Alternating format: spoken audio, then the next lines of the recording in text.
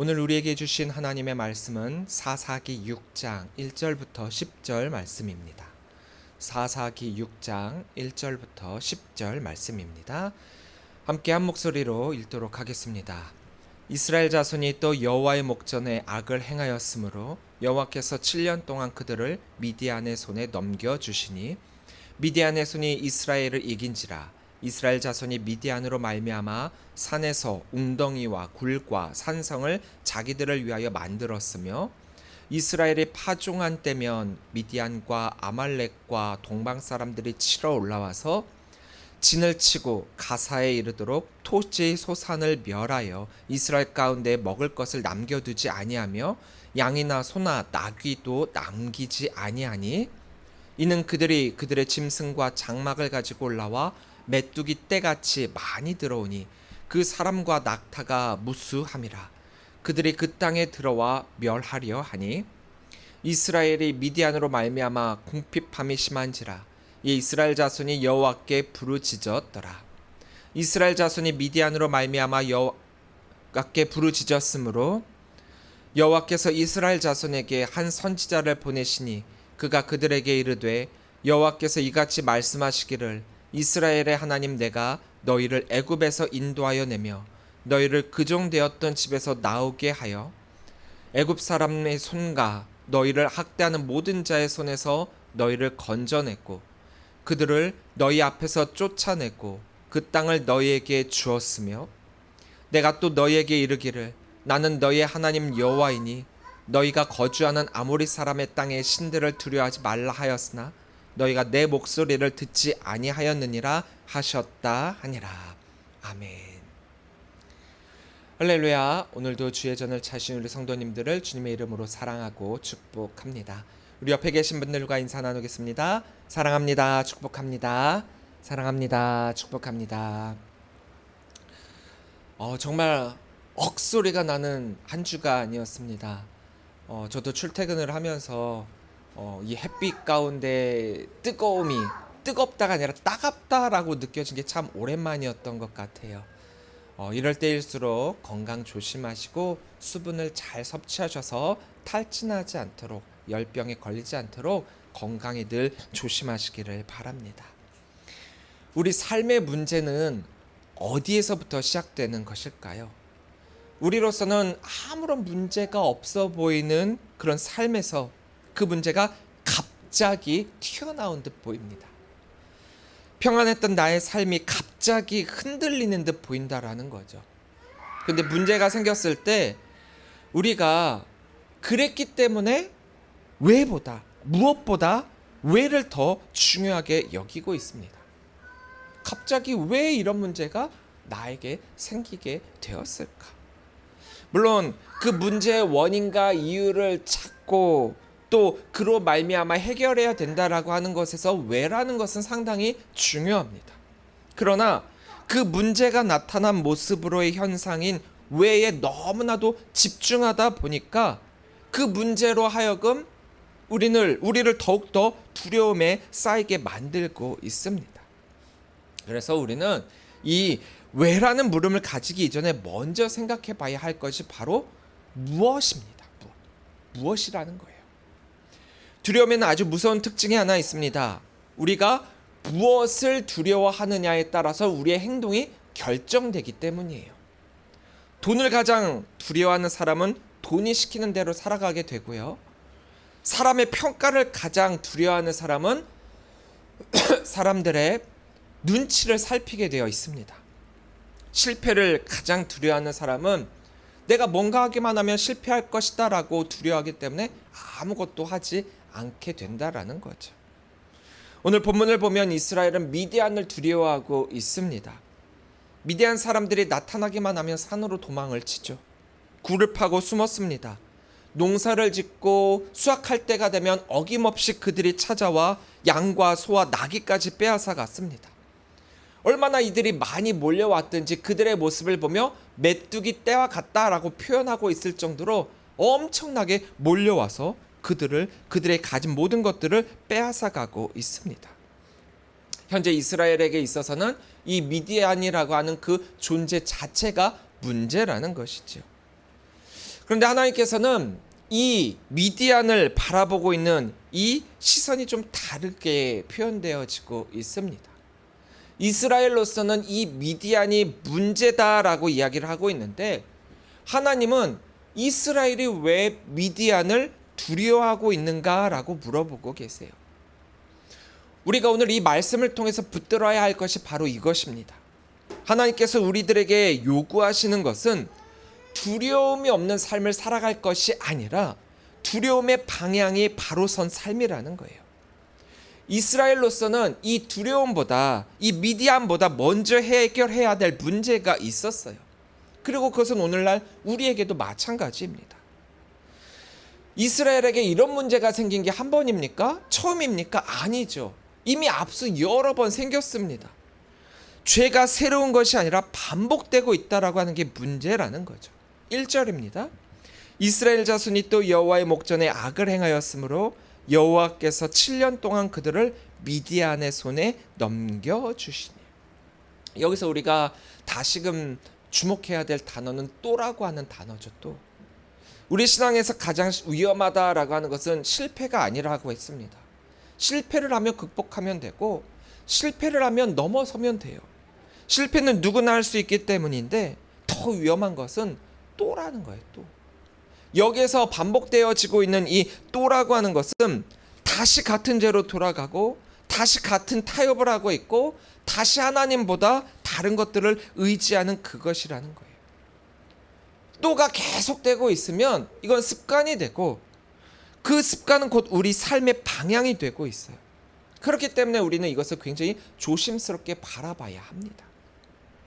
본문의 또는 죄를 반복해서 더해간다라는 의미를 가지고 있어요. 똑같은 것을 똑같은 양만큼이 아니에요.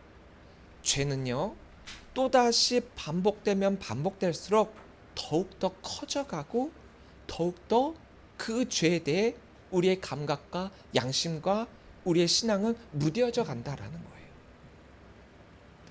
사사기의 문제, 이 죄는, 또라고 하는 것은 한 번의 실수가 아니라는 겁니다. 하나님을 떠나는 것이 계속해서 반복되다 보니까 그것이 그들의 삶의 방향이 되어버리고 있다라는 거예요. 이 말씀을 오해해서는 안 됩니다. 미디안이 강해서 하나님이 떠났다가 아니라, 어쩔 수 없이 이스라엘을 빼앗겼다가 아니라, 하나님께서는 이 미디안을 징계의 도구로 사용하고 계시다라는 것을 말이죠. 보면 하나님께서, 여호와께서 7년 동안 그들을 미디안의 손에 넘겨주셨다. 여기에 우리가 집중할 필요가 있는 거예요. 지금 미디안의 존재는 하나님에게 있어서는 징계이자 책망이라는 거예요. 이스라엘을 미디안의 손에 넘겨주신 분이 바로 하나님이시라는 거죠. 즉, 미디안 그 자체가 이스라엘의 문제가 아니라는 거예요. 그런데도 이스라엘은 이 미디안을 자신들의 문제다라고 여기고 있다라는 거죠. 하나님이 보시는 문제와 우리가 바라보는 문제는 서로 다르다라고 했습니다. 우리는 우리의 문제와 고통의 원인을 다시 살펴봐야 돼요. 이스라엘은 미디안이라는 문제를 해결해야만 한다라고 하지만, 하나님은 미디안보다 먼저 해결돼야 될 문제가 있다라고 이야기를 하고 있습니다. 이 일련의 사태가 일어난 원인을 먼저 봐야 된다라는 거죠. 바로 또 여호와의 목전에 악을 행했기 때문입니다. 2절입니다. 미디안의 손이 이스라엘을 이긴지라 이스라엘 자손이 미디안으로 말미암아 산에서 웅덩이와 굴과 산성을 자기들을 위하여 만들었으며. 자, 지금 이 상황이 얼마나 심각한 상황인지를 우리들에게 잘 보여주고 있어요. 이스라엘은 더 이상 자기들의 땅에서 평범하게 살아갈 수 없습니다. 그 땅 주인이 자기들임에도 불구하고 주인처럼 살지 못해요. 농사를 지어도 빼앗기죠. 수확을 해도 빼앗기죠. 결국 굴 속에 숨어 살게 되었다라는 거예요. 이스라엘의 문제는 단순히 전쟁에서 패배했다가 아니라 그들의 경제적 빈곤을 넘어 삶의 질서와 삶의 기반 자체가 무너졌다라고 하는 게 가장 큰 문제라는 거예요. 내 눈앞에 펼쳐진 현실은 나로 하여금 두려움에 빠지게 만들고 있습니다. 절망하게 하고 원망과 불만을 설토하도록 만들고 있어요. 더군다나 벗어나려고 발버둥을 치면 칠수록 더욱더 나의 삶을 얽매고 있게 됩니다. 그래서 우리가 발버둥 치다가 결국 하나님을 찾게 되지 않습니까? 죄는요, 하나님과의 관계만을 무너뜨리는 것이 아닙니다. 죄는 결국 우리 삶의 질서를 무너뜨리고요, 우리의 삶의 기반을 무너뜨려 절망케 만듭니다. 이스라엘은 하나님을 떠났죠. 그 결과 그 하나님이 주신 땅에서 누려야 할 모든 평안이 사라졌습니다. 하나님이 주신 땅에서 살고 있기는 하지만 껍데기만 살아가고 있고 그 땅에서 안전하게 살지 못합니다. 하나님이 주신 것을 가지고 있지만 그걸 제대로 누리지 못하고 있다라는 거죠. 지금 오늘의 우리의 모습과 얼마나 똑같습니까? 하나님은 우리들에게 모든 것을 주셨는데, 많은 것을 주셨는데, 좋은 것을 주셨는데, 우리가 그것을 누리기만 하면 되는데 받기는 받았지만 누리지 못하고 있잖아요. 6절입니다. 이스라엘이 미디안으로 말미암아 궁핍함이 심한지라 이에 이스라엘 자손이 여호와께 부르짖었더라. 이것이 우리 삶의 가장 큰 아이러니예요. 우리 신앙의 가장 큰 역설입니다. 그런데 또 어쩌면 이것이 우리 삶의 가장 큰 은혜이기도 합니다.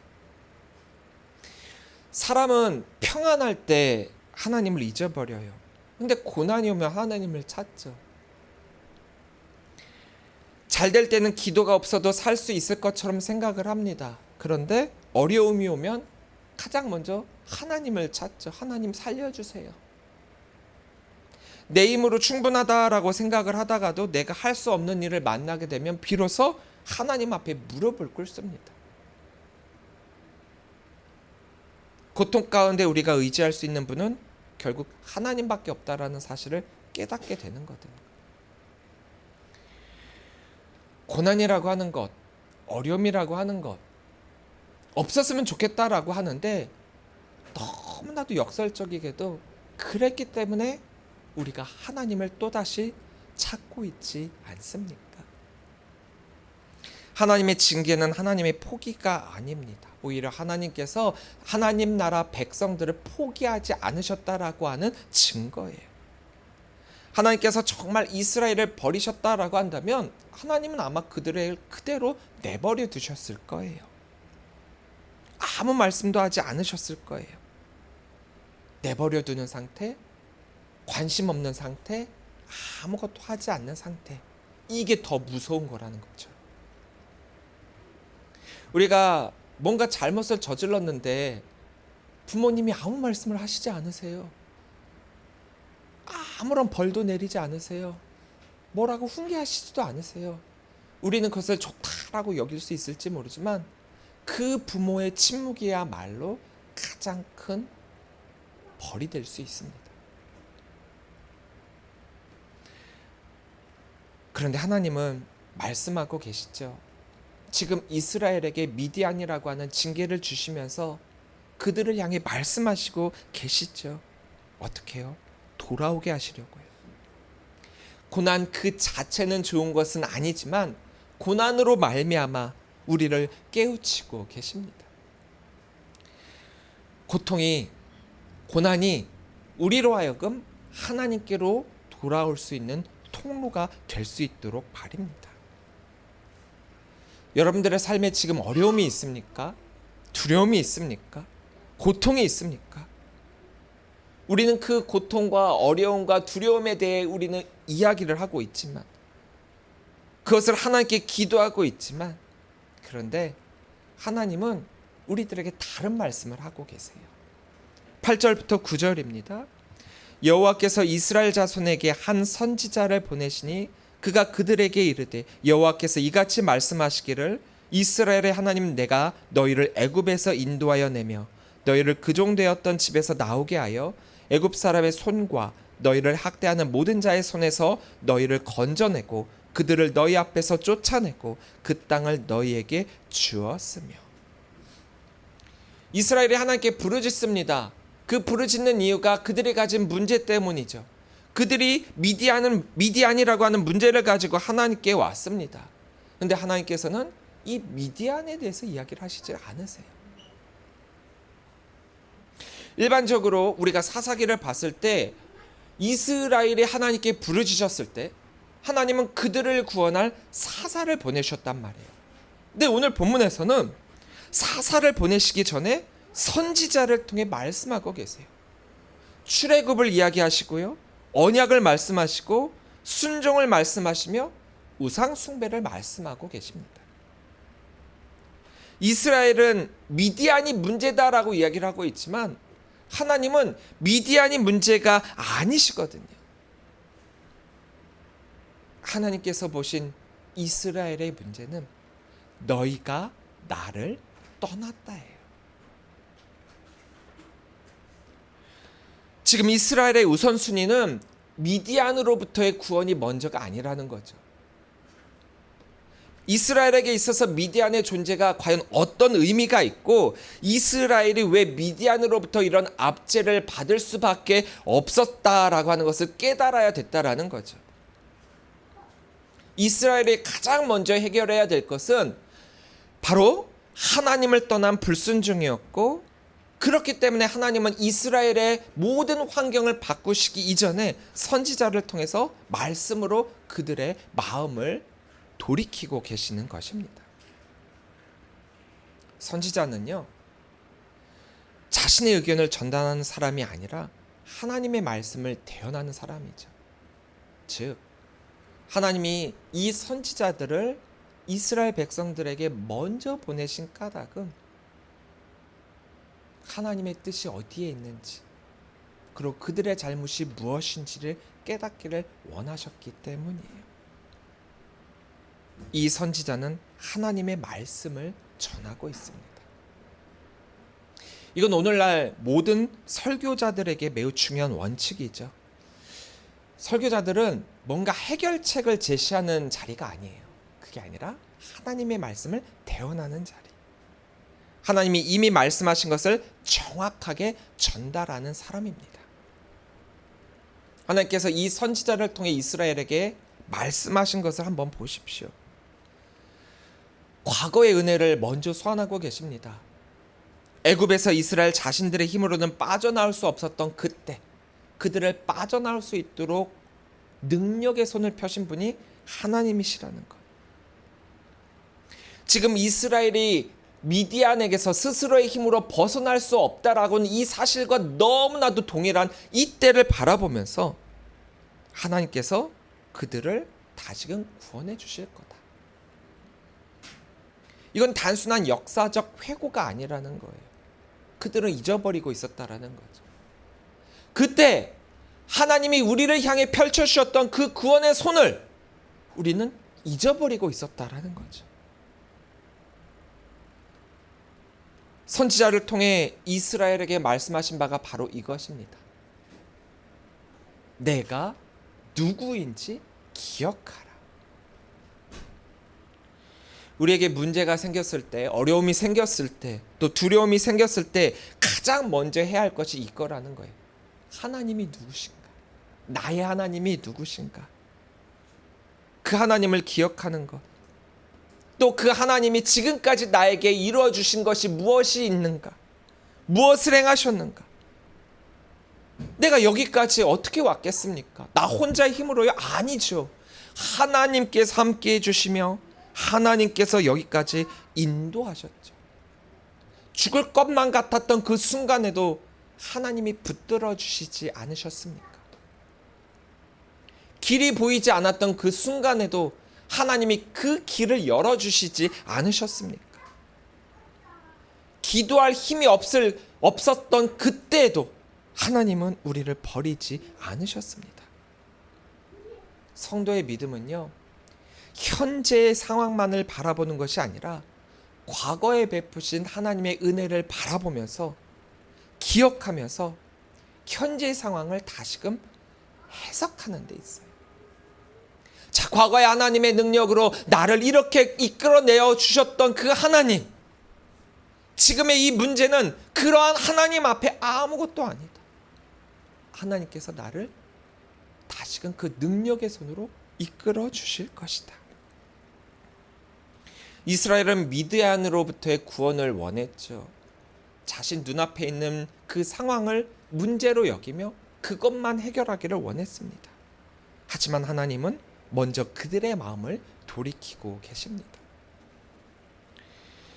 이처럼 하나님은 죄로 인해 무너진 우리를 구원하시기 위해서 먼저 참 선지자이신 예수 그리스도를 보내셔서 우리에게 하나님의 말씀을 온전히 전하시고 우리로 하여금 하나님께로 돌이키고 계세요. 그 말씀에 우리가 귀를 기울여야 합니다. 10절입니다. 내가 또 너희에게 이르기를 나는 너희의 하나님 여호와이니 너희가 거주하는 아모리 사람의 땅의 신들을 두려워하지 말라 하였으나 너희가 내 목소리를 듣지 아니하였느니라 하셨다 하니라. 여기에는 두 가지가 대조가 되고 있습니다. 하나는 하나님의 명령인 두려워 말라. 또 하나는 이스라엘의 행동인 청종하지 아니하였다입니다. 나는 너희 하나님 여호와이니라고 하는 이 표현은 단순히 하나님의 자기소개가 아니에요.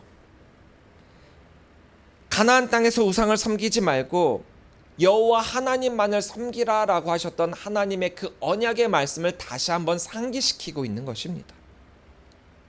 나는 너희의 하나님이 되고 너희는 나의 백성이 되리라. 이게 하나님이 이스라엘과 맺었던 언약이거든요. 이 언약을 기반으로 율법도 세워지고 여러 가지 구원의 길도 이루어지고 또 여러 가지 그들의 삶의 자리가 채워져 나갔던 것 아닙니까? 이것이 하나님과 하나님 나라 백성된 우리와의 언약이기도 합니다. 나는 너희의 하나님이 되고 너희는 나의 백성이 되리라.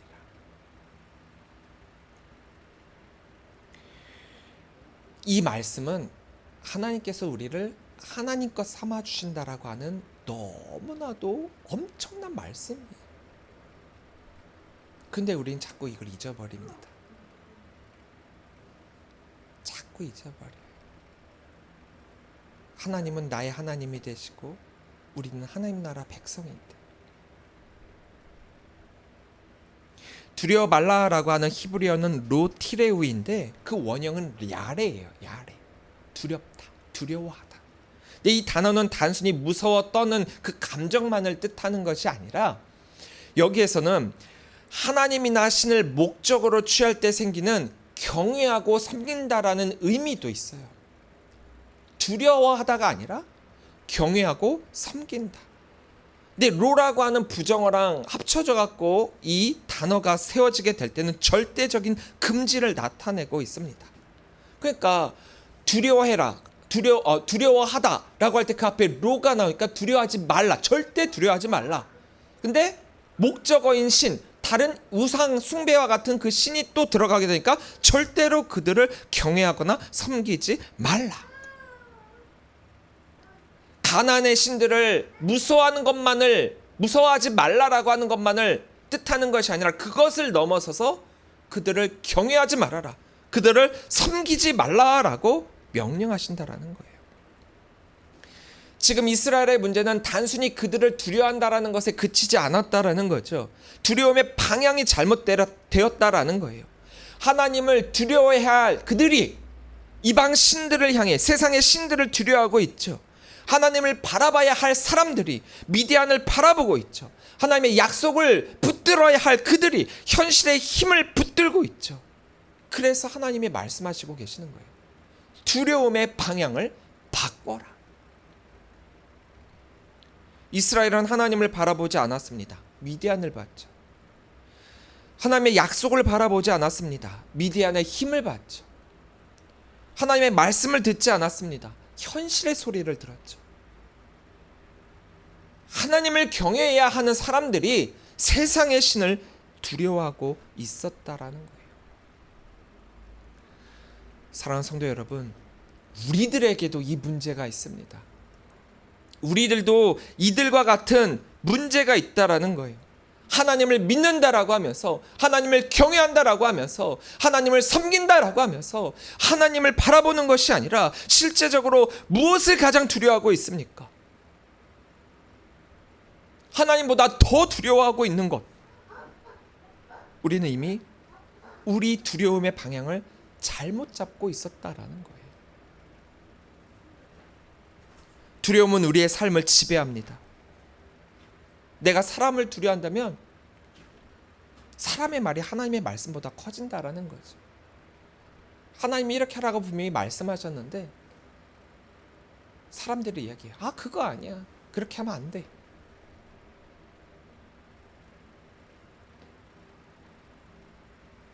우리의 믿음은요, 두렵지 않다가 아니에요. 우리는 인간이고 약한 존재이기 때문에 당연히 두렵죠. 두렵습니다.